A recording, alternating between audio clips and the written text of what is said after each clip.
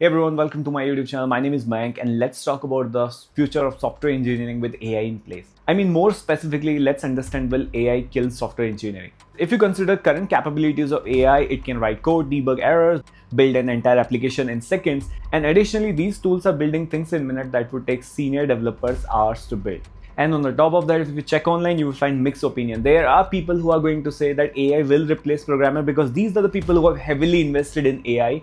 And then there are folks which are telling you, oh, you don't need to worry about it. Companies are still hiring back after they have laid off because of AI.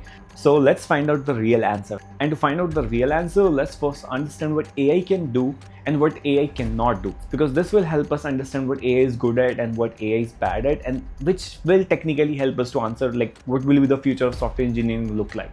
Okay, so first let's start with what AI can do today, and we are starting with this because these are facts and they don't mean to spread fear. Okay, so here is what AI tools are really good at. First is autocomplete, writing code, debugging error, fixing build errors, and even if you see some exception, you just give the AI the stack trace and it will help you pinpoint the exception.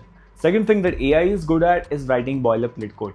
Setting up authentication, writing CI/CD pipeline, REST API, CURD operations or CURD API, all these things can be done in minutes by AI. Third is code reviews, and AI is extremely good at it. AI can take the context of your current changes, and on the top of that, it understands the context of the entire code base, and it can combine all of that information to give very good review comments. So AI does that very good. Fourth is writing documentation. So writing API documentation, README, design doc, or creating PPTs. All these things are done by AI. And if you're manually doing it, you're doing it wrong because AI is pretty good at it. All you should do is that ask AI to generate it, then review it yourself. And if you find some faults, fix that. That is an important skill actually. If you're still writing everything manually, then you're already behind in pace. Okay, now let's talk about things that AI cannot do. And first thing is it cannot understand your business. AI doesn't know your customer. It might know your customer at high level, but what you cater to them, what is the legacy code, how you're serving them, what is the special management or arrangement done for some special customers. There's a lot of complication to it and AI doesn't understand it completely. And secondly, it doesn't understand your edge cases, your legacy constraint. It is very bad at that even in current moment. So translating business problem into a complete architecture is something that AI cannot do. Yes, it can write code when the architecture is ready, a full-fledged code. It can do that, but translating your business requirement into architecture that is extendable for future, that's something AI cannot do right now. Second thing is that AI struggle with larger code bases. Okay, AI is very good at file level or nested directory level. It is very good at that. But when it comes to understanding how 2 million lines of code interact with 15 other services that is built 10 years ago, 15 years ago by 40 or 50 different expert engineers, that context AI is still missing. And I don't think it can be easily done in next 1 or 2 years.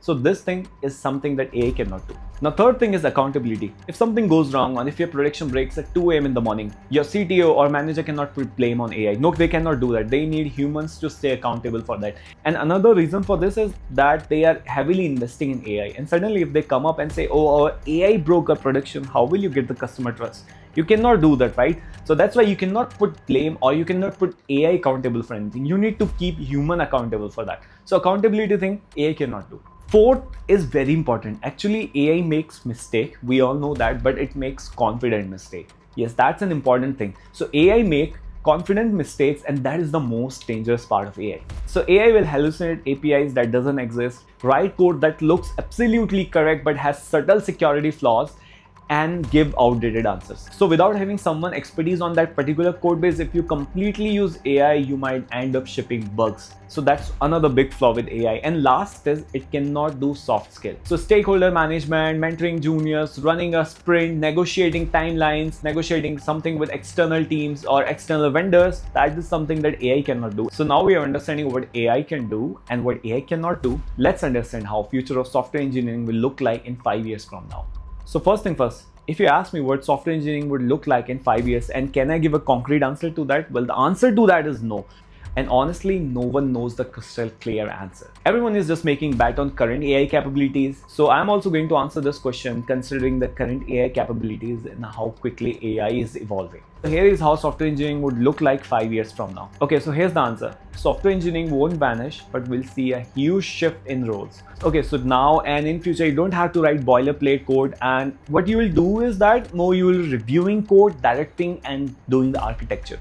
So future of software engineering is not about writing boiler code. So if you're doing boiler code thing still without AI, then that's something that is already outdated. So writing boilerplate code is already dead. So the roles will shift to reviewing AI generated code, giving it directions, and architecting solutions. That will be the primary role in future. So these are the roles that are going to stay in future and they won't vanish.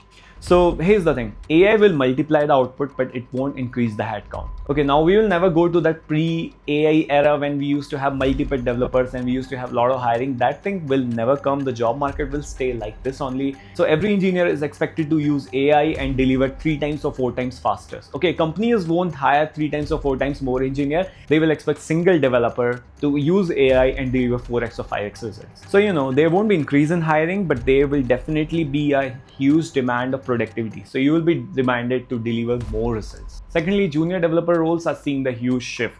I mean, when you join company, you don't have any industry experience. You might be good at DSA, you might be good at system design, you might be good at... So technically what a junior developer would enter a company and do, that thing AI can easily do it. So that's why we are seeing a huge reduction in junior developer roles. Because when a junior developer joins company, all he does is that write code APIs or write REST APIs, do some minor bug checks or do some minor stack analysis. That's what junior developer is doing. But if you're a junior developer who is ready to use AI and ramp up faster in the code base and deliver results faster, then there is a definitely increase in need for that. But if you're a junior developer who only expertise in writing boilerplate code, then definitely that role is going to see a major hit. Another thing is that we'll see increase in specialization jobs. So AI integration engineer, ML ops engineer, prompt engineer, AI safety engineer, these are going to be a real job and they are going to get paid well. And important thing is that prompt engineering will be very important. And what I mean by prompt engineering is that currently every company is providing you tokens and they don't put a cap on it.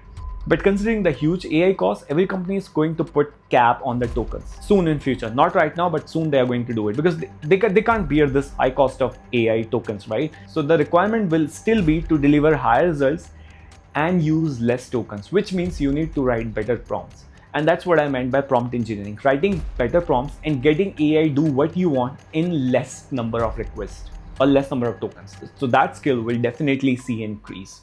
So here's my take on software engineering, and this is what you should do if you really want to stay relevant in 5 years from now with AI in place. Okay, so don't just learn to write code, learn to write architecture. Think of systems. Okay, AI can write all the boilerplate code. You don't need to expertise on that. But what it cannot do is design distributed systems, reason about trade-offs, and understand why a particular architecture will fail when deployed at production. So these are the things that AI cannot do right now. And these things would require human specialization. So get into system design roles early because that's the safest way to stay irreplaceable. Second is become expert AI user. Okay, learn Copilot, learn Claude, learn ChatGPT, learn all these AI tools. Learn how to write good prompts, learn how to use less tokens to get more work delivered. So this is going to be an important skill. Using less token, writing good prompts and still delivering 4x or 5x result. That is going to be an important skill in future.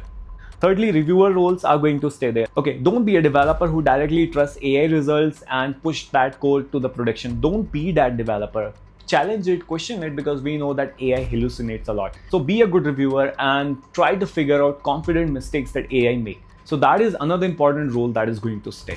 So here's my honest answer. AI is going to automate or replace the part of software engineering roles that were less interesting, like writing boilerplate code, writing documentation, writing technical documentation, or doing bug analysis or stack analysis. All these things AI is already doing, and in future it is only gonna get better at it. Okay, and definitely it is going to replace programmers who refuse to evolve or who refuse to use AI tools. If you're a programmer who still write codes without AI agent, write every single line of code, then your job is at huge risk. See, I know you love coding, I know you like writing boilerplate code, writing everything from scratch, but that's what AI also love. And since companies are heavily investing on it, so companies are going to be hesitant to invest in you, or in short, AI is going to replace you if that's what you are doing. So use AI, get better results, don't trust AI results blindly, review codes, design architectures. These are the roles that are going to stay relevant in future too. And with AI in place, worst thing you can do is being paralyzed by the fear that AI will kill your job and you stop building, stop learning and stop evolving. Please don't do that. So this is it for this video. I hope you found this video interesting. If you have any other question, please comment it down below. I'll answer it. And if you like this video, give this video a thumbs up. And if you haven't subscribed to my channel, please subscribe. Thank you and bye-bye.